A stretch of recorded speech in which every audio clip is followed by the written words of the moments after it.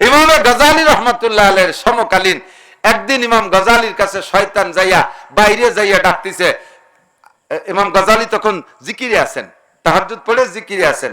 তো এই সময় ডাকতেছে, আপিল বাইতে গজালি, আপিল বাইতে গজালি, ঘরের মধ্যে কি গজালি আছো?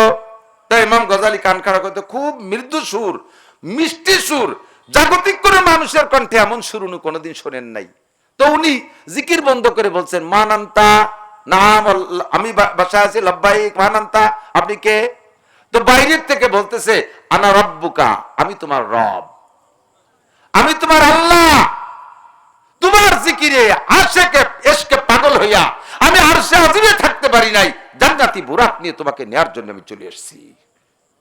ইমাম গজালি কয়, খেলা জমবে আজকে। তুমি বলতেছে, আল্লাহ একটু বাইরে দাঁড়ান, আমি আসতেছি।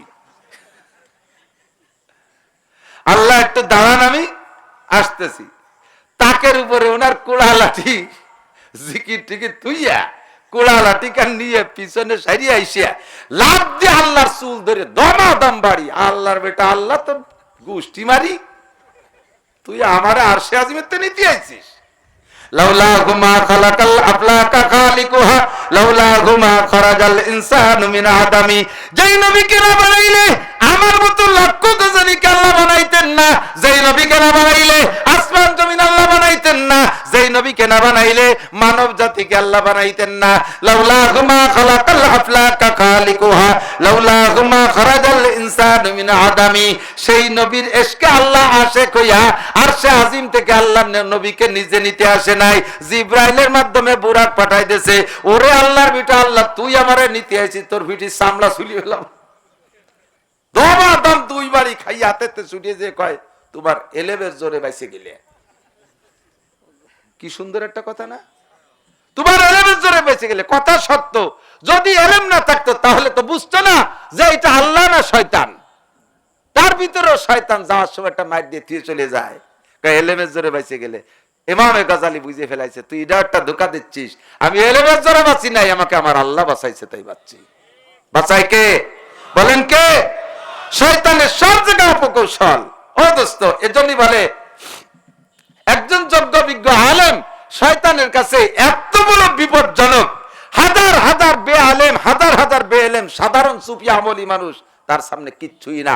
হাজার হাজারের সামনে একজন আলেম শয়তানের জন্য যত বড় শত্রু। এরপরে ওই জায়গাতে বাড়ি দুড়ি খাইয়ে চিন্তা হচ্ছে যে বনি আদমের কাছে মাইর খাইয়ে ঠগিয়ে যাবো, দুনিয়াতে বাইচি থাকতি, এর শোধ আমি না নিয়ে যাব না। যাইয়ে কদ্দুর যে দেখে আর এক সুফি সাব বুজুর্গ, আলেম না, এমনি সাধারণ দরবেশ, দিনের কাজ করে, লেখাপড়া জানে না, উলামায়ে কিরামের কাছে একটু টুকিটাকি শুনে আমল করে, খুব খুব আমল করে। উনি জিকির করতেছে, তো উনার ওই জায়গা যাইয়া বাইরে থেকে বলছে, আপিল বাইতে ফুলান, আপিল বাইতে ফুলান, ওই মিষ্টি সুরি। তো বলছে, মানান্তা, লাব্বাইক, মানান্তা, জি আমি তো আছি, আপনি কে? বাইরে থেকে বলছে, আনা রব্বুকা, আমি তোমার রব। এই চিন্তা তোমাকে তোমার জিকির ফিকির ইবাদত বন্দেগীতে আমি সহ্য করতে না পারিয়া আরশে আজিম থেকে আমি জান্নাতি বুরাক নিয়ে চলে আসছি, তোমাকে এখনই আমার সাথে যেতে হবে। খুশিতে সুফি সাহেব কয়, উরি আল্লাহ, আল্লাহ আমার বাড়ি চলে এসেছে, আল্লাহ দাঁড়ান আসতেছি। যাই নামাজ গুছায় যাইয়া জামা কাপড় যা পরা আছে তাই নিয়ে আইছে, দেয় যে আল্লাহর বুরাক নিয়ে রেডি। কার গুলিতে যেন গাদা একটা চুরি হয়ে যায়, নিয়ে বুরাক বানাইছে। এই গাদার পিটি উঠাইয়া গাদার লেগাম ধরিয়ে দৌড় শুরু করছে। গাদার পিটি তো সুফি সাহেব বইছে যাইতে আরশে আজিমে। যাওয়ার সময় এত জোর গতিতে চলতেছে, প্রথম মাথার টুপি বেড়ে গেছে, আল্লাহ টুপি বেড়ে গেছে, কয় ঢাক, তোমার জান্নাতে টুপি পরানো হবে। এরপরে বাদ বাগান বেদ বাগানের মধ্যে দৌড় শুরু করছে, গার জামা খুলি গেছে, কাল্লা জামা খুলি গেছে, কয় যে যাইছে দামি জামা, তোমার রেশমি জামা পরানো হবে। কিছুক্ষণ পরে লুঙ্গি খুলে গেছে, আল্লাহ ল্যাংটা হয়ে গেছে, কথা কইছে সামনের দিক টাকা।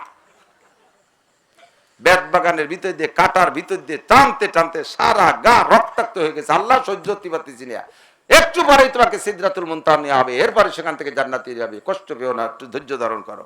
এই করতে করতে দৌড়িয়ে সারা দেশ ভরে দাবড়ায় দৌড়াইয়া যাইয়ে যখন ফজরের আজান দিয়েছে, আজান শুনলে শয়তানে থাকতে পারে না, নরে তার উপরে নেবে না, নিয়ে ওনার বাড়ির গরুর এই যে গোয়াল ঘরের যে গোবর না, সে গোবর ফেলায় এক জায়গা গাদি দেয় না, সেই গোবরের ভিতরে মাজা সমান গাইড়িয়ে, ল্যাংটা তো পুরো ল্যাংটা, মাজা সমান গাইড়িয়ে ওনার ঘরের থেকে কালা একটা হাড়ি, মাটি হাড়ি মাথার পর দিয়ে থিয়ে চলে গেছে। যার সময় বলতেছে আল্লাহ কোন জায়গা আসছি, কয় সিদরাতুল মুনতাহায় আসছো, তুমি থাকো আমি আসতেছি, এখান থেকে তোমাকে রফে নিয়ে তো বুরাকের দড়ি পর্যন্ত, সিদরাতুল মুনতাহার উপর তো বুরাক যেতে পারে না। এখন ওই জায়গায় আসার পরে হজরে আজান দিছে, শয়তান সারিয়া, আর বুড়ি গমেরতে উঠে, বুড়ো নাই, মনে আছে মসজিদে গেছে নি, তো বুড়িরও জরুরত ছাড়তে ছাড়তে এদিক সেদিক দিয়ে গোল টোল দেখতে গেছে, যাই দেয় যে গোয়ালির নিচে গোবরের মধ্যে একজন ল্যাংটায় দাঁড়ানো। এখানে কে গোবরের মধ্যে কে? উনি চিনতে যে আল্লাহ আমার থুয়ে গেল সিদরাতুল মুনতাহা, তা আমার বোর আওয়াজ শুনি কে? তুমি কে? আমি তো আমকের মা। তুমি? আমি তো আমকের বাপ। এই জায়গা কথা বলেন, আমি সিদরাতুল মুনতাহায়। বুড়ি কয় তুমি সিদরাতুল মুনতাহা, তুমি গবরাতুল মুনতাহায় দাঁড়ায় রইছ। পরশাইজকে শয়তানের হাতে ধরা। এলেম ছাড়া, এলেম না থাকলে এরকম শয়তানের কাছে ধোকায় ধরা পড়া খুবই সহজ। আই বাসা ইবলিসে আদম রয়ে হাস পাস বাহার দস্তে না শায়াদ দাদে দাস কারে শয়তানি কুনাত না মাসওয়ালি গরবলি নাস্তেল হানাত বরবলি। বাংলাদেশে এরকম বড় বড় ভুড়ি ভুড়ি আলা পেটালা পিসাব আছে না নাই? নামাজ নাই, রোজা নাই, দাড়ি নাই, টুপি নাই, পাগড়ি নাই, পর্দা নাই, হালাল হারাম বাসা গোটা নাই, পীরের দরবারে গাঁজা চলে, পীরের দরবারে আবা চলে, পীরের দরবারে মদ চলে, পীরের দরবারে জুয়া চলে, পীরের দরবারে নারী রাসন চলে, পীরের দরবারে জিনা চলে। এরকম হাজারো পীর আছে। আমার দুঃখ লাগে শিক্ষিত জ্ঞানী মানুষগুলো বুঝে শুনে ওই জায়গা যায় কিভাবে? আরে পীর যদি পায় ধরতে চাও, উলামায়ে কেরামের কাছে শোনো পীর কাকে বলে। শামসুল হক ফরিদপুরি রহমাতুল্লাহ আলাইহি ছিলেন পীর, সুলতান আহমদ নানুপুরি পীর, আবুল হাসান যশোরী ছিলেন পীর, এই সমস্ত হযরত মাওলানা ইদ্রিস শান্তিপি রহমাতুল্লাহ আলাইহি পীর, গাজী শাহ হুজুর পীর ছিলেন, পটিয়ার মুফতি হাজী শাহ হুজুর পীর ছিলেন। এই সমস্ত মানুষরা পীর, তাদের ও জায়গা যাইয়া শয়তানের জীবনে কোনোদিন ধোঁকা দিতে পারে না। আল্লাহ কয় শয়তান তোমাদের পরম চরম শত্রু, ইন্নাহু লাকুম আদুউম মুবিন, সতর্ক থাকবা, শয়তানের ধোঁকায় পড়বা না। আল্লাহ রাব্বুল আলামিন, ইয়া আল্লাহ শয়তানরে চিনব কি করে?